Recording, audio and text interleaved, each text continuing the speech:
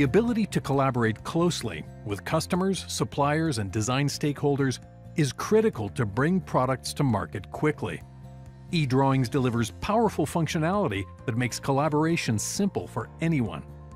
With the ability to move components on screen, you can gain a much deeper insight into how the design works. You simply drag components in X, Y, and Z, and even specify the distance manually. You can also direct the parts in a given plane, giving more flexibility.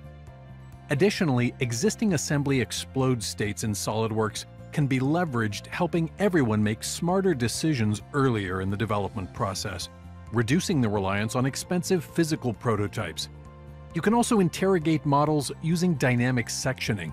This lets you drag through a model to reveal critical information that would otherwise be hidden. Markups allow everyone in the supply chain to add their feedback to the design. Comments and replies are stored, keeping everyone on the same page. This isn't just limited to 3D models. The ability to mark up 2D drawings provides an intuitive alternative to manual and error-prone processes.